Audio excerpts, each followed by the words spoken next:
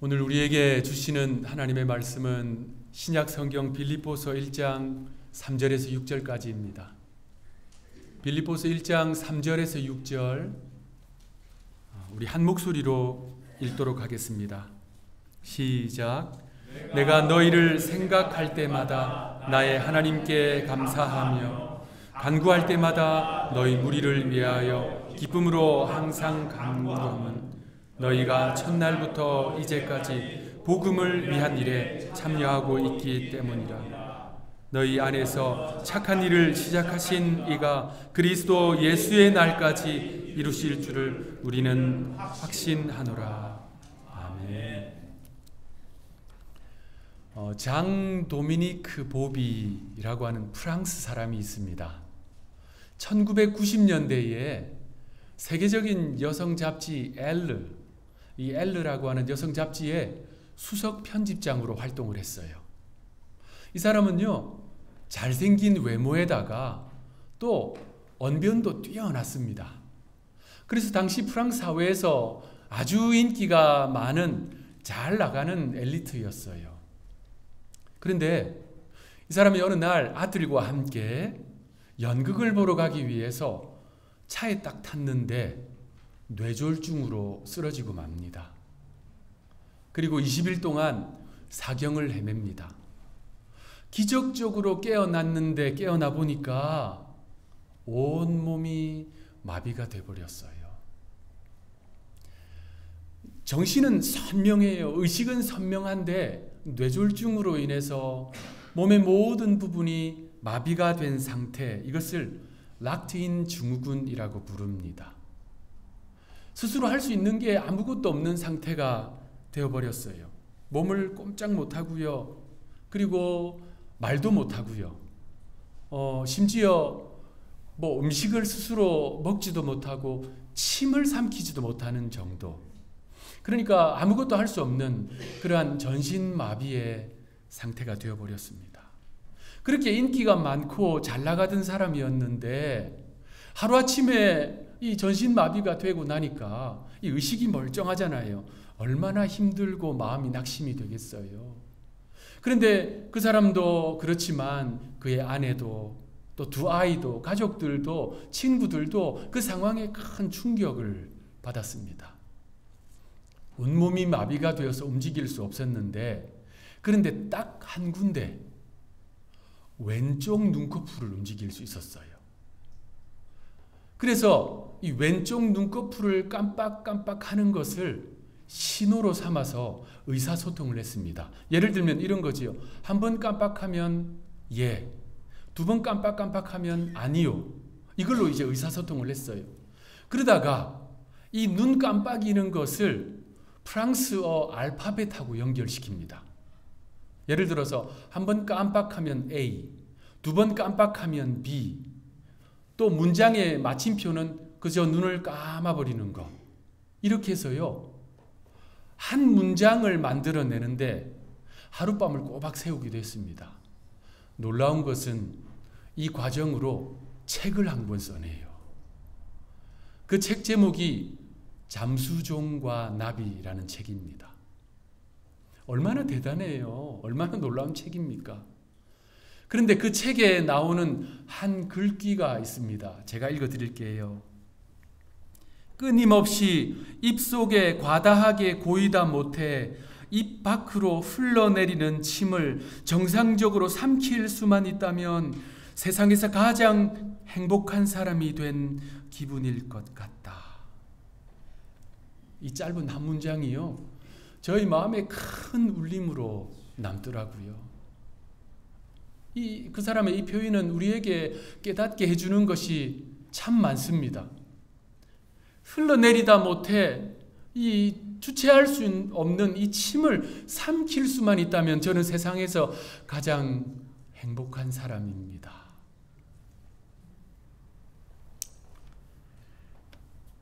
우리가요, 살아가면서 누리고 있을 때는 자주 그 가치를 생각하지 못할 때가 많습니다.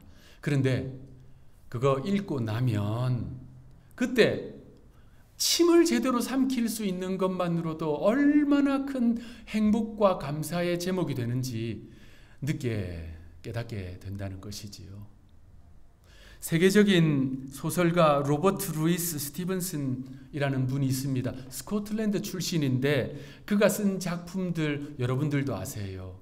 소설 보물섬, 지킬 박사와 하이드, 이런 소설을 쓴 분인데요.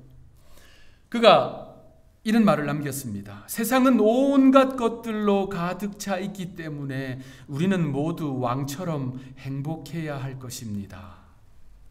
자, 그런데 우리 삶을 돌아보면 그렇게 행복하다 느끼지 못할 때가 많습니다. 조금만 내 삶을 자세히 들여다보면, 내가 가진 것을 보면, 내가 사랑하는 이 세상을 눈을 떠서 바라보면 감사할 것이 정말 많은데 우리가 그러지 않고 있다는 것이지요. 어떤 글을 보니까요, 50년 전에 살았던 사람들에게 있어서 생필품, 생활에 꼭 필요한 생필품이 약 50개 정도였대요. 50년 전에는 그 시대를 사셨던 분들이 대부분이잖아요. 50개 생필품. 자, 그런데 오늘을 살아가고 있는 현대인들이 나 이거 꼭 필요해, 나 이거 나에게 꼭 생필품이야 라고 여기는 것들이 몇 개 정도 될까요? 50년 전에는 50개, 지금은 무려 800개로 늘어났답니다. 생필품을 선정하는 기준에 따라 좀 차이는 있을 수는 있겠지만 확실한 것은 과거에 비해서 어마어마하게 늘어난 것은 사실입니다. 여러분 생각해 보세요. 스마트폰, 또 우리가 사용하는 수많은 전자기기, 가전제품들 10년 전만 해도 우리가 생각지도 않고요, 본 적도 없는 것들이 허다합니다. 그런데 요즘은 그것이 어느 순간에 우리의 생필품의 자리에 있고요, 우리가 생필품처럼 여기면서 없으면 안 되는 것이라고 생각하고 살고 있습니다.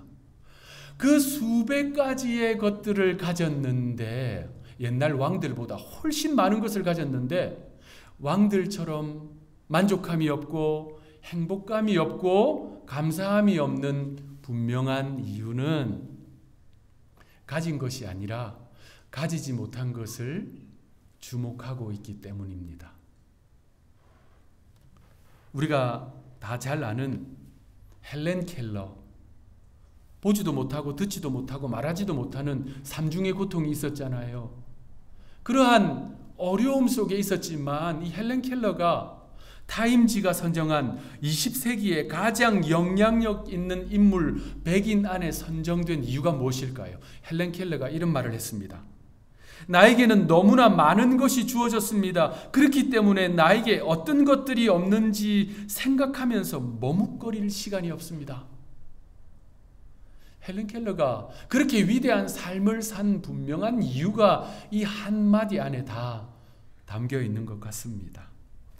여러분, 하나님은요, 우리에게 800가지 정도가 아니라 10,000가지 은혜를 주셨어요. 10,000가지 은혜를 주셨습니다. 그런데 그 주신 10,000가지 생각하지 않고 안 주신 한 가지를 찾고 있다면 감사와 기쁨과 만족이 당연히 없겠지요. 그래서 감사는 하나님의 하나님됨을 인정하는 신앙적 행위입니다. 하나님은요, 감사를 기뻐하십니다. 그래서 첫 번째 은혜에 감사하는 사람들은 두 번째 은혜의 주인공이 됩니다. 받은 은혜에 감사할 줄 아는 사람은요, 받을 은혜의 주인공이 돼요. 주신 축복에 감사할 줄 아는 사람들은요, 주실 축복의 주인공이 됩니다.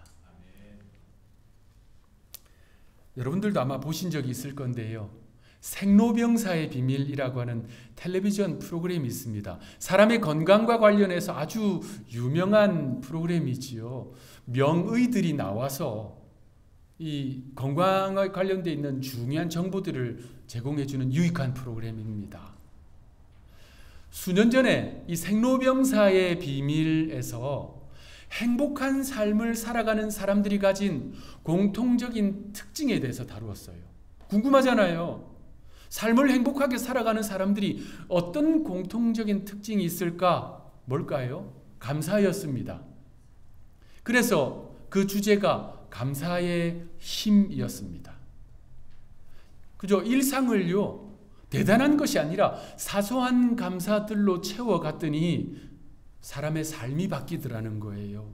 어떻게 바뀌는지를 보여주는데 사람의 삶이 행복감이 점점 넘쳐요. 깨어진 가족 간의 관계가 회복됩니다. 건강이 점점 좋아져요.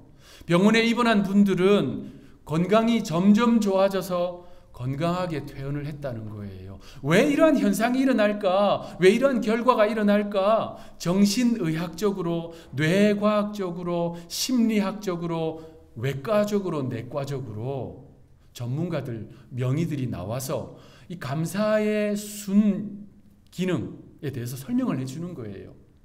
여러분, 공영방송이에요. 공영방송인데 마치 우리 교회에서 간증을 하듯이 감사가 내 삶에 이렇게 큰 역할을 했습니다. 내 삶을 이렇게 변화시켰습니다. 나의 가정을 이렇게 변화시켰습니다. 내 건강에 이렇게 큰 결과를 만들어냈습니다. 라고 앞다투어 이야기를 하는 거예요. 그 프로그램에서 탈무드에 나오는 한 글귀를 소개해 줬습니다. 이런 내용이었어요. 세상에서 가장 현명한 사람은 항상 배우는 사람이요. 세상에서 가장 강한 사람은 자신을 이기는 사람이요. 세상에서 가장 행복한 사람은 모든 일에 감사할 줄 아는 사람이다. 그러니까 신불신을 떠나서 예수 믿든 믿지 않든 그냥 이 땅을 살아가는 모든 사람들에게 있어서 행복의 가장 확실한 비결이 뭐라고요? 감사라는 것입니다. 성경의 인물 가운데 그 모든 일에 감사한 인물 사도 바울이지요. 그는 데살로니가 교회에 이렇게 편지했습니다. 우리 잘 아는 말씀 데살로니가 전서 5장 16절 18절 우리 합독하겠습니다. 시작. 항상 기뻐하라. 쉬지 말고 기도하라. 범사에 감사하라. 이것이 그리스도 예수 안에서 너희를 향하신 하나님의 뜻이니라. 범사에 감사하는 것이 누구의 뜻이라고요? 하나님의 뜻이라는 거예요. 우리에게 바라시는 바입니다. 감사의 사람 바울은 만 가지 은혜에 감사했어요. 그런데 그는 특별한 감사 제목이 있었습니다. 바로 사람입니다. 사람. 우리가요, 물질적인 것, 성공적인 것, 또 명예적인 것 감사할 수 있습니다. 감사해야지요. 그런데 바울은요, 한 차원 높은 감사, 사람에 대해서 감사했어요. 사람에 대해서 하나님께 감사했습니다.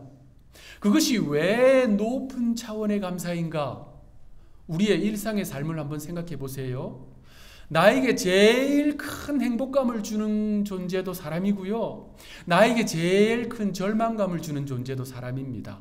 나로 하여금 행복하게 웃게 하는 존재 사람이에요. 반대로 나로 하여금 가슴 치며 울게 만드는 존재 사람입니다. 나에게 인생에 용기를 주는 존재도 사람이지만 절망하고 낙심하게 하는 존재 사람이에요. 그런데 지구 반대편에 있는 사람이 아니라 그것도 내 가까이에 있는 존재들이 바로 그러한 사람이에요. 그런데 그 사람에 대해서 보내주신 사람, 붙여주신 사람, 함께하게 하신 사람에 대해서 하나님 앞에 감사한다고요? 얼마나 높은 차원의 감사예요. 얼마나 깊은 차원의 감사입니까? 하나님은 그 감사를 또 얼마나 잘 영광으로 받으시겠습니까? 사도 바울이 사람에 대해서 감사했다는 것, 그가 쓴 서신서들을 보면 잘 나와 있어요. 그는 서신서를 보낼 때마다 그 교회 성도들에 대해서 나는 당신들 때문에 하나님 앞에 감사합니다 라고 편지를 썼습니다. 자, 고린도전서 1장 4절 말씀. 그리스도 예수 안에서 너희에게 주신 하나님의 은혜로 말미암아 내가 너희를 위하여 항상 하나님께 감사하노니. 내가 너희를 위하여 항상 하나님께 감사한대요. 성도들을 생각하면서 감사한다는 고백을 하고 있습니다. 에베소 1장 16절 말씀 우리 함께 읽겠습니다. 시작. 내가 기도할 때에 기억하며 너희로 말미암아 감사하기를 그치지 아니하고. 바울이 에베소 교회 성도들을 생각하면서 감사를 그치지 않는 거예요. 이렇게 하나님 앞에 감사하는 거예요. 하나님, 이 성도 이래서 감사하고 저 성도 저래서 감사합니다. 이 장로님 이래서 감사하고 저 권사님 이래서 감사합니다. 그 감사가 어땠다고요? 그치지 않았다는 거예요. 멈추지 않았다는 겁니다. 또 골로새 교회에 편지를 보냈는데 그 편지가 이렇게 시작됩니다. 골로새서 1장 3절 말씀. 우리가 너희를 위하여 기도할 때마다 하나님 곧 우리 주 예수 그리스도의 아버지께 감사하노라. 기도할 때마다 성도들 떠올리면서 감사했다는 고백을 하고 있는 것입니다. 사도 바울은 이렇게 사람에 대해서 감사했어요. 오늘 본문도 마찬가지입니다. 바울이 빌립보 교회를 향해서 편지를 썼습니다. 그 편지가 이렇게 시작됩니다. 1장 3절 우리 한 목소리로 읽겠습니다. 시작. 내가 너희를 생각할 때마다 나의 하나님께 감사하며. 바울이요, 빌립보 교회 성도들을 생각할 때마다 하나님 앞에 감사가 솟구쳐 올라왔다는 것입니다. 얼마나 귀한 감사입니까? 그런데 우리가 잊지 말아야 할 것이 있습니다. 바울이 지금 빌립보 성도들을 향해서 이 편지를 쓰고 있을 때 그가 어떤 상황이었느냐? 로마 감옥에 갇혀 있던 상황이었어요. 고난받았어요. 그리고 처형을 앞두고 있는 상황이었습니다. 빌립보 교회뿐만 아니라 앞서 소개한 에베소서, 골로새서 다 그 편지, 바울이 감옥에 갇혀 있을 때 쓴 편지들입니다. 옥중서신이라고 하지요. 죄수가 되어서 이제 처형을 앞두고 있는, 목베임을 당할 그 순교를 앞두고 있는 사람에게 무슨 물질적인, 상황적인, 환경적인 감사의 제목이 있겠습니까? 그런데 그의 심령에는 감사가 끊이지 않았어요. 무엇보다 사람들에 대한 감사가 그의 중심에 가득했다는 것이 그가 기록한 서신서에 풍성하게 나옵니다. 붙여주신 사람, 보내주신 사람, 그래서 함께하게 된 사람들을 향한 감사, 기도할 때마다 감사하고 생각할 때마다 감사하고 항상 감사했다 고백하고 있습니다. 바울의 그러한 마음이 바로 오늘 설교 제목이에요. 당신이 나의 감사 제목입니다. 여러분, 옆에 계신 분들 한번 바라보시기 바랍니다. 저를 보지 마시고 옆에 계신 분들 손 한번 꼭 잡아 주십시오. 자, 손을 여전히 안 잡으시는 분들도 있어요. 순종할지어다. 그러면서 바라보시면서 이렇게 한번 인사합시다. 당신이 나의 감사 제목입니다. 사람에게 감사하는 것 한 번 더 하겠습니다. 한 번 하면 아쉽잖아요. 뒤에 계신 분들, 앞뒤 계신 분들, 앞뒤에 계신 분들 손 한번 꼭 잡아주시면서 당신이 나의 감사 제목입니다. 아멘. 옆에 계신 성도를 바라보는데 어이구, 내 십자가, 평생 짊어지고 가야 할 내 십자가, 이런 분들이 우리 교회 단 한 분도 없게 되기를 바랍니다. 당신이 나의 감사 제목입니다. 어떤 목사님의 목회 경험을 하나 이야기해 드리고 오늘 말씀을 마무리하겠습니다. 감사가 내 인생의 답이다 라고 하는 제목의 책이 있어요. 감사와 관련되어 있는 책을 여러 권 쓰신 전광 목사님의 책인데요. 그 책 안에는 미국에서 한인 이민 목회를 하신 안남웅 목사님의 그 목회 경험이 실화가 기록되어 있습니다. 이 안남웅 목사님이 어느 날 노스캐롤라이나 주에 있는 어떤 한인 교회로 담임 목사로 청빙받아 부임을 했어요. 그 교회에 딱 가보니까 그 교회에 왕언니라고 불리는 권사님이 한 분 계셨어요. 벌써 왕언니 이러면 위압감이 쫙 느껴지잖아요. 가서 들어보니까 이 왕언니 권사님이 이 안 목사님 이전에 3명의 담임 목사님을 쫓아낸 전력이 있는 무시무시한 분이셨어요. 그러면 그 교회 처음 부임한 신임 목사님으로서는 그 왕언니와 좋은 관계를 맺어야 목회가 순탄할 거 아닙니까? 뭐 상식적인 이야기잖아요. 그런데 안타깝게도 사소한 일로 이 왕언니와 틀어지고 말았어요. 그런데 이 목사님이요, 이제 위기를 느끼고 최선을 다해서 이 왕언니 권사님과 관계를 잘 풀려고 했는데 이 왕언니의 마음이 완전히 철문인 거예요. 예를 들어서 이제 목사님이 그 권사님께 인사를 드리려고 악수하려고 손을 딱 이렇게 내미는데요, 이 왕언니 권사님이 목사님 손을 탁 치면서 획 돌아서서 찬바람을 일으키면서 확 가버리는 거예요. 그 장면을 온 성도들이 다 바라보는 겁니다. 목사님이 얼마나 마음이 낙심되고 또 부끄럽고 그리고 마음이 힘들잖아요. 그때부터 이 목사님이 밤에 잠을 못 잤어요. 겨우 잠이 들면 가위 누이는 거예요. 너무너무 힘든 거예요. 제가 그 대목을 딱 읽는데 저희 마음 깊은 곳에서 무한한 감사가 샘솟기 시작하더라고요. 우리 하누리교회는 아무리 눈을 씻고 보아도 왕언니가 없다는 것이 난 복받았다. 난 복받았다. 저절로 감사가 나오더라고요. 믿으십니까?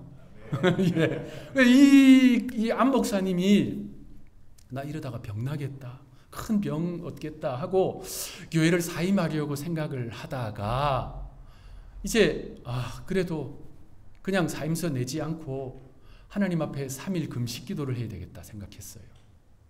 그래서 이 목사님이 3일 동안 금식 기도를 시작했습니다.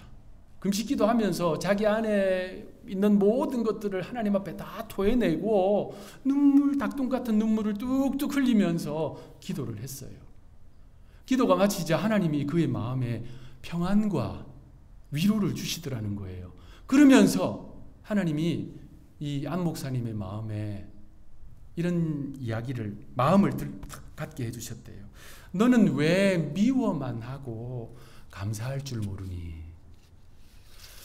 그 이전까지 안 목사님은요, 자기가 호의를 베푸는데도 상대방이 거절을 했고 또 상대방이 자기를 미워하기 때문에 이 마음이 어려웠다고 생각했는데 동전의 양면과 같이 자기 마음 깊은 곳에도 그 권사님을, 이 왕언니를 미워하는 마음이 있었던 거예요.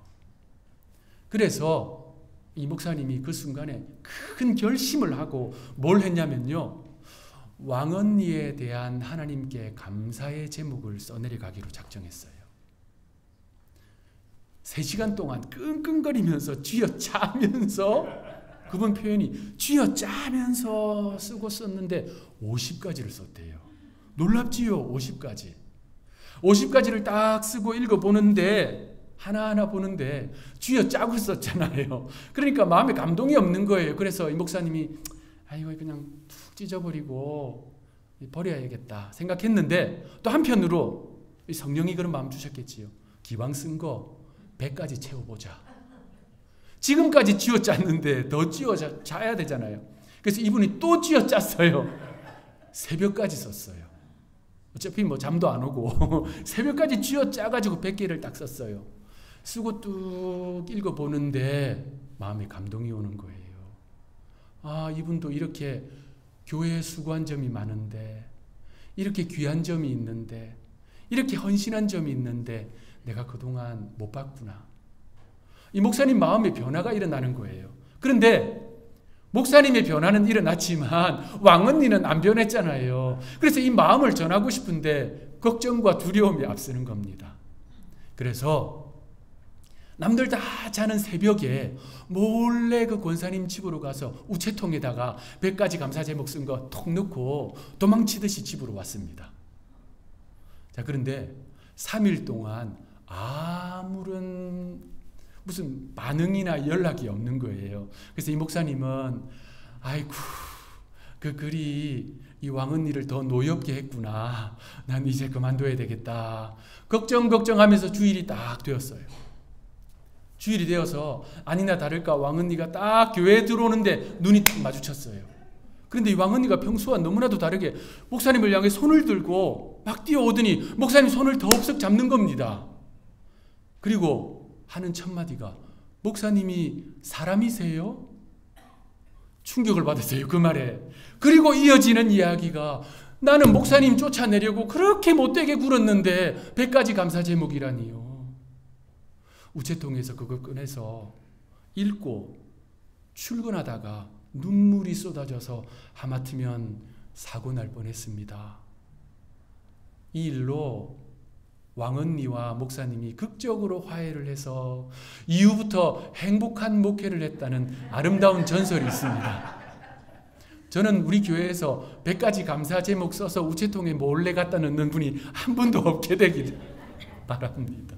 그래서 제가 사실 한국에서 목회할 때 이 왕언니 비스무리한 권사님이 한 분 계셨어요. 그분이요, 이제 말도 태도도 굉장히 가시가 많았어요. 그래서 상처를 참 많이 받았거든요. 나중에 보니까 저뿐만 아니라 이 한 대여 명 되는 다른 교육자들도 상처를 많이 받았더라고요. 그런데 부끄럽지만 할 수 있는 한 그분을 하나님의 마음으로 대하려고 애를 썼습니다. 제가 그 교회 10년을 사역을 했는데 이제 담임 목사님이 바뀌는 바람에 부득불 제가 이제 다른 사역지로 옮기는데 마지막까지 아쉬워해주고 끝까지 손잡아주고 초대해준 분이 바로 그 권사님이었습니다. 사랑하는 하누리 성도 여러분, 우리는 하나님 앞에 감사해야 될 제목이 너무나도 많아요. 10,000가지 은혜를 주셨거든요. 그런데 그 많은 감사의 제목들 중에 오늘 본문을 통해서 가르쳐 주시는 감사는 사람에 대한 감사입니다. 보내주신 사람, 붙여주신 사람, 그래서 함께하게 하신 사람. 그래서 사도 바울의 이 믿음의 고백대로 당신이 나의 감사 제목입니다. 그러한 믿음의 고백으로 하나님께 영광 올려드리고 참된 천국의 기쁨을 맛보는 저와 여러분들 되시기를 구주 예수님의 이름으로 축원합니다. 아멘. 기도하겠습니다. 하나님 감사합니다. 주께서 주신 10,000가지 은혜 감사합니다. 올 한 해 되돌아보면 주께 감사드릴 것밖에 없음을 고백합니다. 주님, 바울에게서 성경을 통해 감사를 배웁니다. 하나님께서 기뻐하시는 감사, 사람에 대한 감사, 보내주신 사람들, 붙여주신 사람들, 함께하게 하신 사람들, 주님 감사하게 하옵소서. 생각할 때마다 감사하고 기도할 때마다 감사하고 항상 감사하게 하옵소서. 그래서 하나님이 기뻐하시는 이 감사로 참된 천국의 행복을 맛보게 하옵소서. 우리를 다함없는 사랑으로 먼저 사랑하신 구세주 예수님의 이름으로 감사하며 기도하옵나이다. 아멘.